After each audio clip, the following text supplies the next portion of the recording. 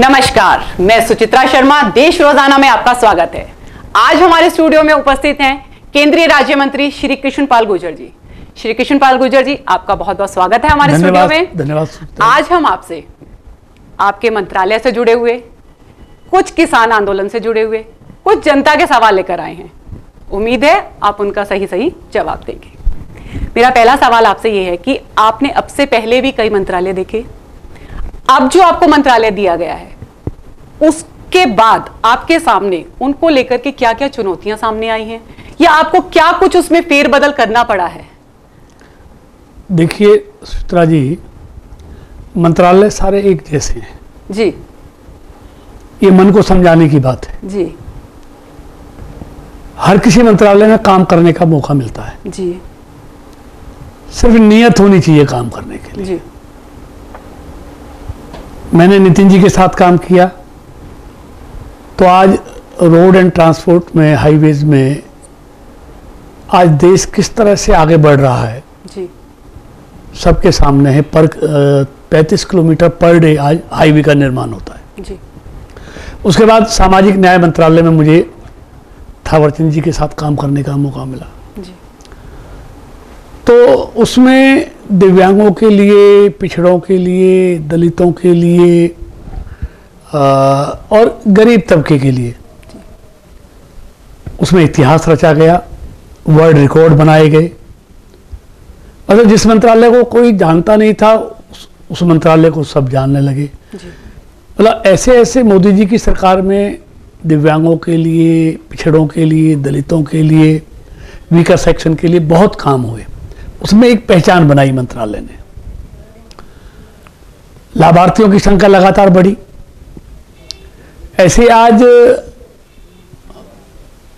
ऊर्जा राज्य मंत्री के रूप में, हैवी इंडस्ट्री के राज्य मंत्री के रूप में मुझे श्री आर.के. सिंह जी के साथ, श्री महेंद्र पांडे जी के साथ काम करने का मौका मिला है।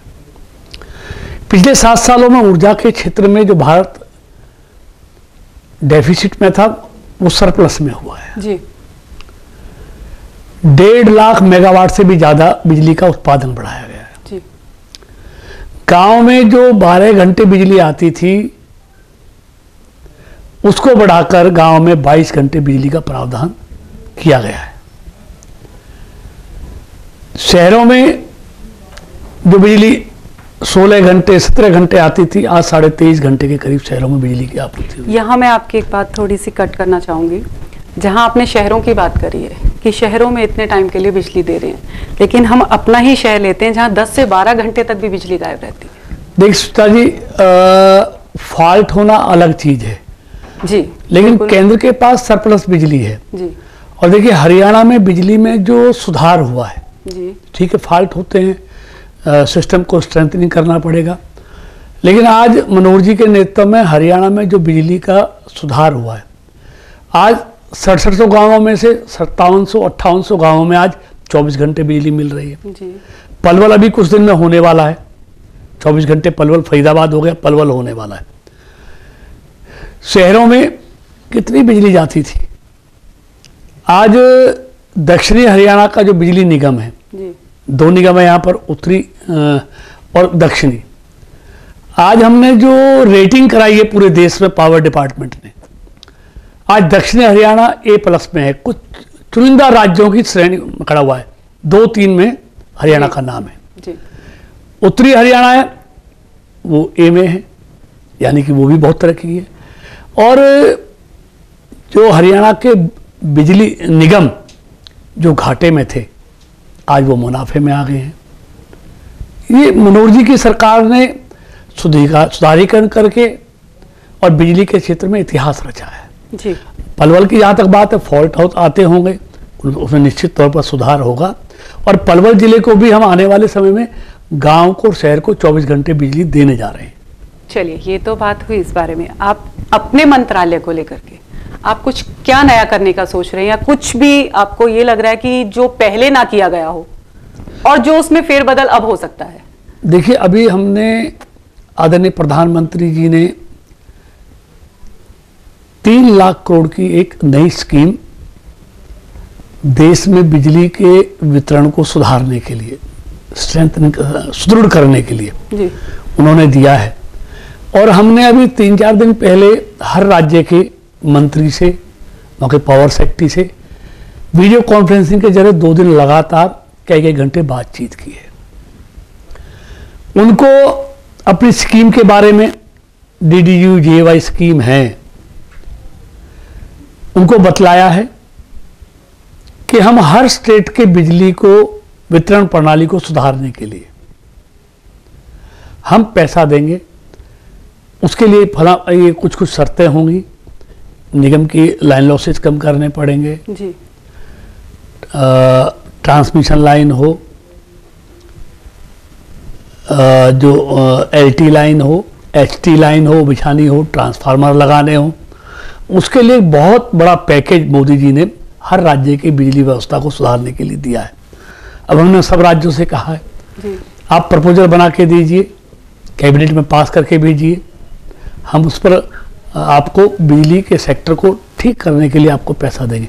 नई स्कीम लेके आए हैं और हम धीरे धीरे कोल बेस से रिन्यूएबल की तरफ जा रहे हैं पूरी दुनिया में। अब रिन्यूएबल की तरफ भारत सरकार का बहुत बड़ा उसको मिशन के रूप में लिया है और रिन्यूएबल एनर्जी की तरफ ज़्यादा से ज़्यादा पॉल्यूशन कम हो, क्लीन और क्वालिटी बिजली लोगों को मिले जी। उसके लिए हम रिन्यूएबल एनर्जी की तरफ जा रहे हैं और उसके बड़े बड़े प्रोजेक्ट अब देश में लगने जा रहे हैं। धीरे धीरे उस की तरफ हम बढ़ रहे हैं। चलिए, अब फिलहाल जो देश में सबसे ज्यादा मुद्दा चल रहा है, जो गरमाया हुआ है किसान आंदोलन को लेके, उसके बारे में आप क्या कहना चाहेंगे? देखिए सुचित्रा जी, एक बात मैं आम तौर पे हमेशा कहता हूँ जी। किसान हित मोदी सरकार के लिए सर्वोपरि है। जी बिल्कुल। किसानों के हित के खिलाफ फैसले की बात छोड़ो, मोदी सरकार सोच भी नहीं सकती है। जी। किसान को हम अन्नदाता ही नहीं, उसको भगवान के रूप में देखते हैं। जी। हमारे भाई हैं जी। हमारे अपने हैं। जी। हम भी किसान के घर में जन्म लिया, हमने भी। जी। हम भी किसान के बेटे हैं। जी। इसलिए किसान के हित कैसे कर सकते हैं? जी। ये किसान आंदोलन नहीं है, जी। ये कुछ किसान संगठनों का, जो मोदी विरोधी और बीजेपी विरोधी लोग हैं, विपक्षी दल इसके पीछे हैं, ये उनका आंदोलन है। इसलिए इनको किसानों का आंदोलन कहना मैं समझता हूं ठीक नहीं है। जी। और हम देखिए, जब भी कोई व्यवस्था में परिवर्तन आता है, GST के बारे में भी जी। जब हमने एक देश एक कर की बात की थी तो बहुत लोगों ने इसका विरोध किया था, लेकिन आज उसके परिणाम देखिए।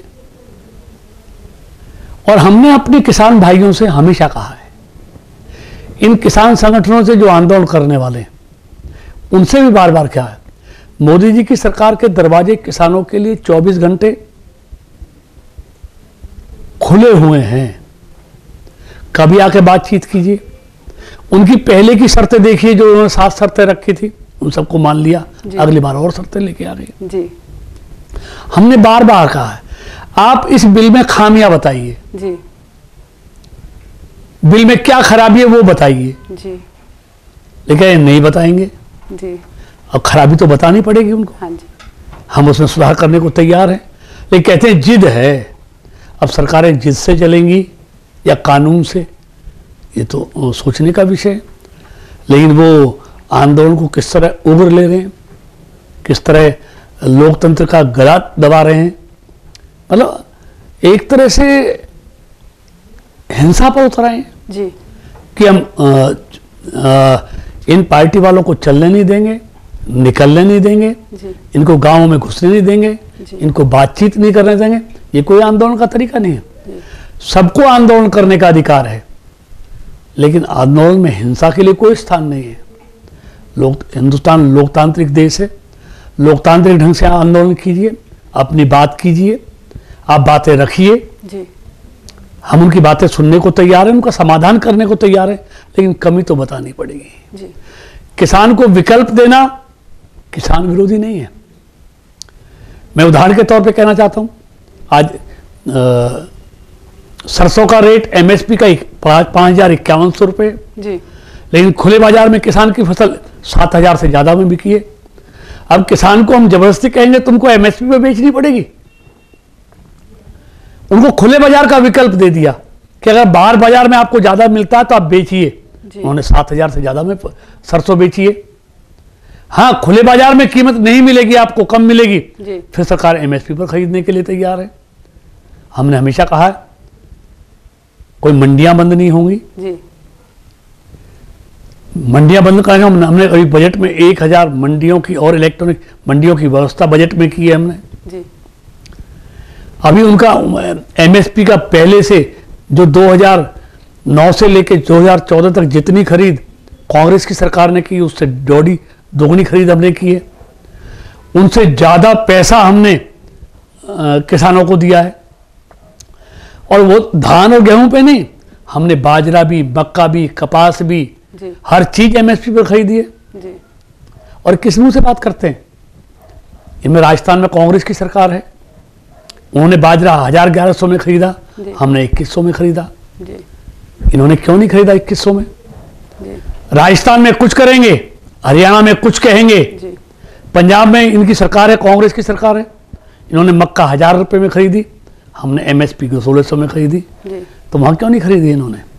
पंजाब में इनके लिए कानून दूसरा है, हरियाणा में बीजेपी की सरकार है तो कानून दूसरा है। तो इनकी दोगली राजनीति किसान समझ गए। हमने किसान की जमीन की भी उचित पैसा दिया है, जमीन में पैदा होने वाली फसल का भी खराबा हो जाए तो भरपूर मुआवजा दिया है, और फसल का भी हमने खूब पैसा किसानों को दिया है।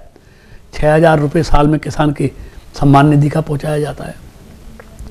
और 30% पहले कानून क्या था मोदी जी से पहले? 50% फसल बर्बाद होगी तभी किसान मुआवजे का हकदार होगा। लेकिन मोदी जी ने आने के बाद ये तय कर दिया 50 नहीं, 30% फसल भी खराब होगी तब भी किसान मुआवजे का अधिकार होगा। ये कानून किसने बनाया? मोदी जी की सरकार ने बनाया। यूरिया की कालाबाजारी होती थी, वो कालाबाजारी नीम को ऑडिट करके कितने समाप्त की। 2013 में डीएपी का रेट 400 रुपये होता था शुरू में, और कांग्रेस की सरकार में बढ़कर 1,200 रुपये हो गया। और मोदी जी ने सब्सिडी बढ़ाकर 500 से 1,200 कर दी। आज भी जो 2013 में 1,200 में मिलता था, आज भी 1,200 में मिलता है। 7 साल में कोई कीमत डीएपी की नहीं बढ़ाई, जबकि अंतर्राष्ट्रीय बाजार में कीमतें बढ़ गई।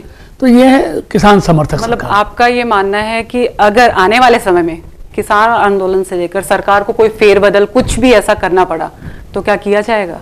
देखिए, निश्चित है, अगर वो कानून में खामियां बताएंगे तो हमेशा कहा है हमारे कृषि मंत्री जी ने, हमारे प्रधानमंत्री ने, हम अगर खामियां दूर करेंगे। जीएसटी में जब लेके आए थे तब भी हमने कहा था इसमें कभी समय समय पर अगर कोई खामियां मिलेंगी तो अमेंडमेंट करके सुधार करेंगे।